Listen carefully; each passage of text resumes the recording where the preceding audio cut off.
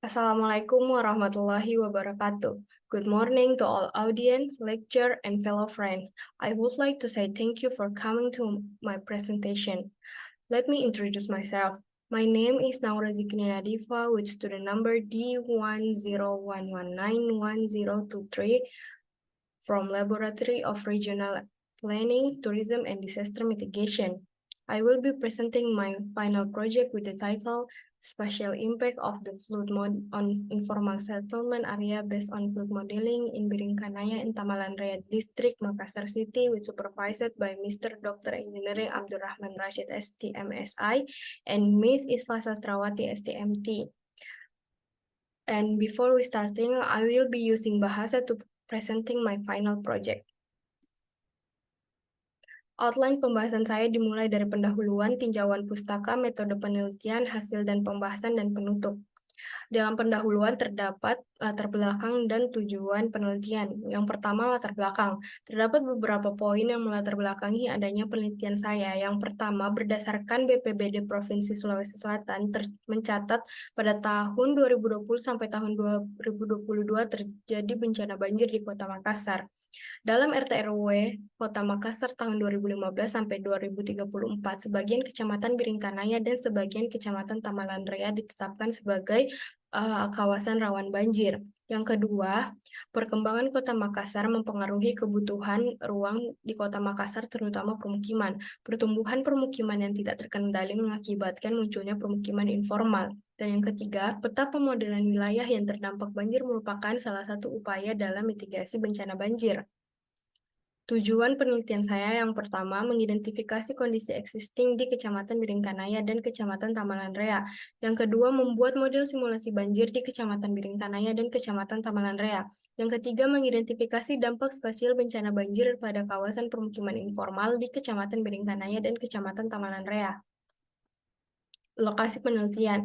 Seperti yang dapat dilihat pada peta, lokasi penelitian saya berada pada 11 kelurahan di Kecamatan Biringkanaya dan Kecamatan Tamalan Raya.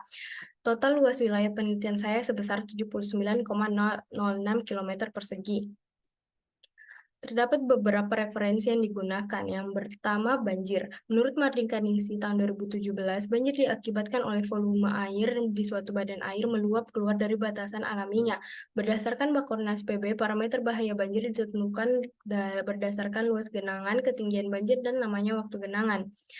Menurut yang kedua, selanjutnya adalah HECRAS. Menurut Eslamian dan Eslaiman tahun 2022, HECRAS adalah perangkat yang memungkinkan pengguna untuk melakukan perhitungan hidrodinamika dalam aliran yang tidak stabil. Yang ketiga adalah permukiman informal. Menurut Dovi and King, penyatakan permukiman informal tumbuh dan menetap pada tanah kosong atau ilegal, mengisi ruang kota yang tidak terpenuhi atau terbengkalai, dan melekat pada struktur kota formal. Dan yang terakhir adalah curah hujan.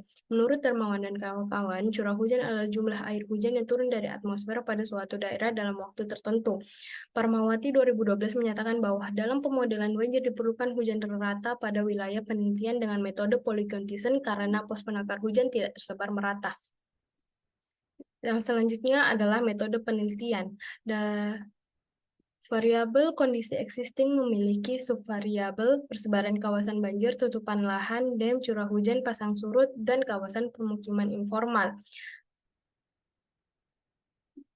Jenis data pada variabel ini diklasifikasikan menjadi data primer dan data sekunder, sehingga keluaran yang dihasilkan adalah peta sebaran banjir, peta tutupan lahan, peta dam, peta poligon Thyssen, peta kawasan permukiman informal.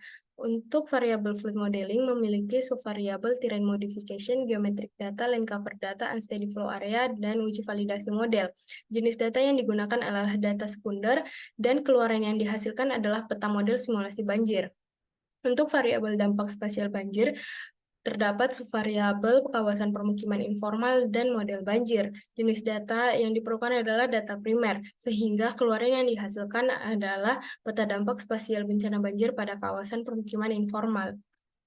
Untuk tujuan penelitian pertama, kondisi existing, terdapat beberapa poin. Yang pertama adalah kawasan banjir.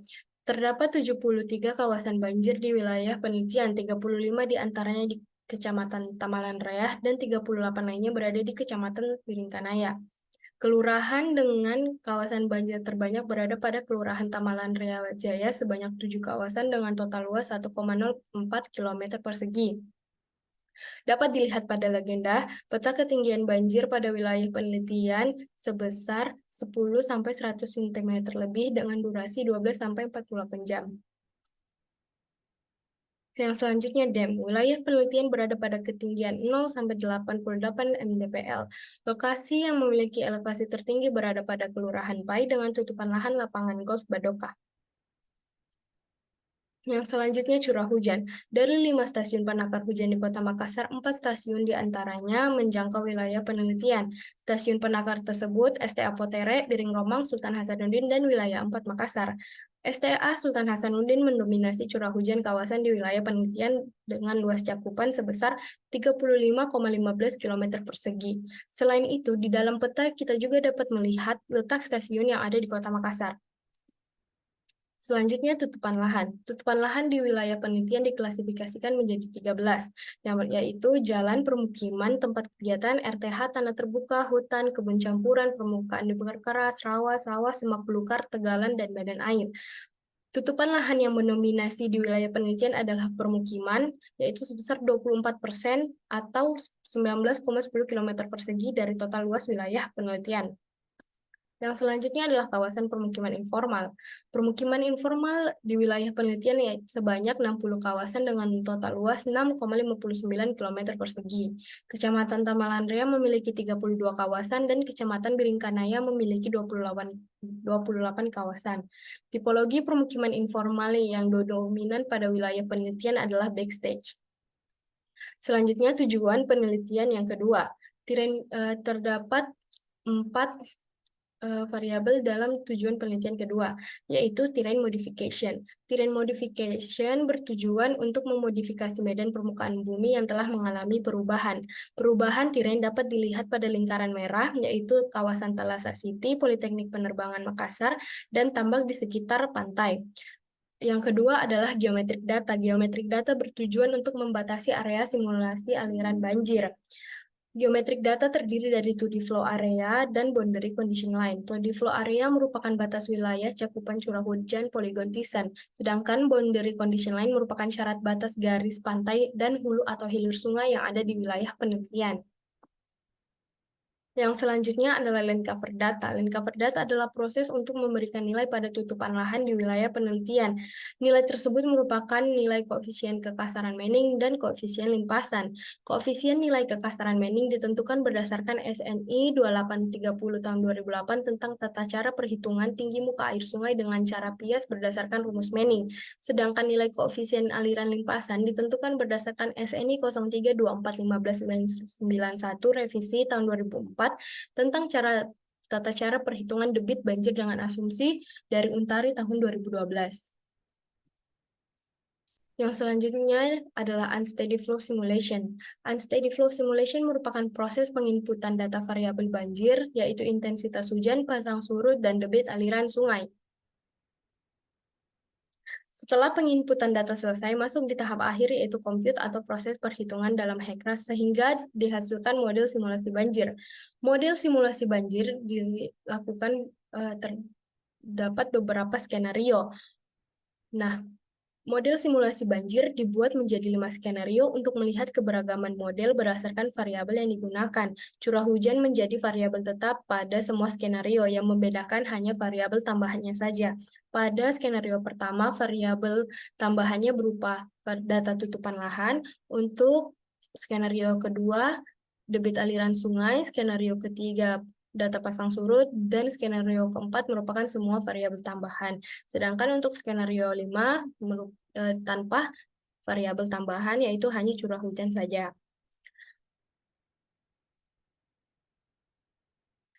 Skenario dengan ketinggian tertinggi dan terluas adalah skenario 4 sebesar 5,66 meter dan dengan seluas 29 km persegi. Skenario dengan variabel lengkap dipilih sebagai model simulasi banjir.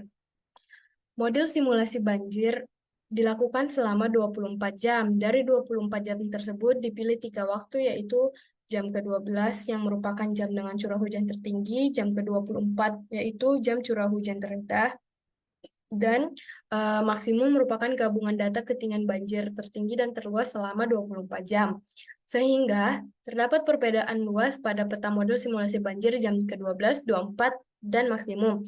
Saat maksimum dijalankan, kita juga dapat melihat arah aliran air. Arah aliran air membantu memahami bagaimana air mengalir pada wilayah penelitian. Arah aliran air dapat berupa garis putih yang berada dalam model. Aliran air pada jam ke-12 memiliki garis putih lebih panjang daripada jam ke-24. Artinya, aliran air pada jam ke-12 lebih cepat dibandingkan jam ke-24. Arah aliran air juga menunjukkan banjir mengalir menuju ke badan air yang lebih besar, yaitu sungai atau laut. Hasil model simulasi banjir diuji validasi menggunakan metode confusion matrix. Confusion matrix digunakan untuk melihat kecocokan antara model banjir dan banjir aktual yang didapatkan melalui wawancara dengan stakeholder. Yang jadi perbandingan di sini adalah jumlah piksel model banjir dan tidak banjir ditambah dengan model banjir dan tidak banjir aktual, dibagi dengan semua jumlah piksel, sehingga didapatkan persentase akurasi sebesar 62%. Artinya, sekitar 62% piksel peta kawasan banjir juga muncul pada piksel model banjir. Semakin mendekati angka 100, maka semakin akurat pula model yang dihasilkan. Yang selanjutnya adalah tujuan penelitian ketiga.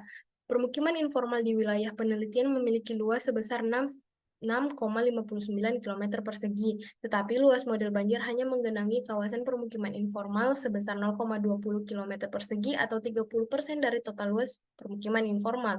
Kawasan permukiman informal yang terdampak banjir sebanyak 56 dari 60 kawasan. Banjir dengan ketinggian sebesar 22,7 hingga 3,6 meter terjadi pada Kelurahan Berua.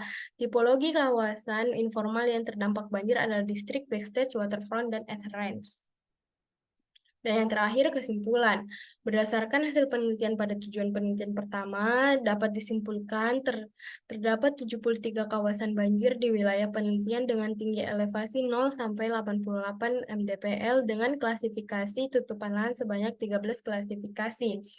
Dan berdasarkan analisis Polygon Thyssen, wilayah penelitian dipengaruhi oleh 4 stasiun penakar hujan.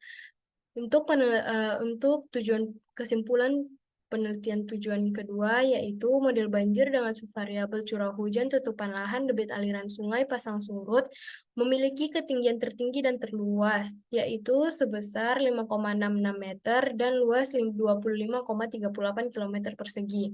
Model banjir ini memiliki nilai akurasi sebesar 62%. Untuk penelitian ketiga dapat disimpulkan kawasan permukiman informal yang terdampak banjir sebanyak 56 dari 60 kawasan. Klasifikasi ketinggian banjir yang mendominasi adalah 0,7 sampai 1,2 dan ketinggian yang tertinggi adalah 2,7 sampai 3,4. Tipologi kawasan permukiman informal yang tergenang banjir adalah backstage dan distrik. Sekian presentasi dari saya. Wassalamualaikum warahmatullahi wabarakatuh.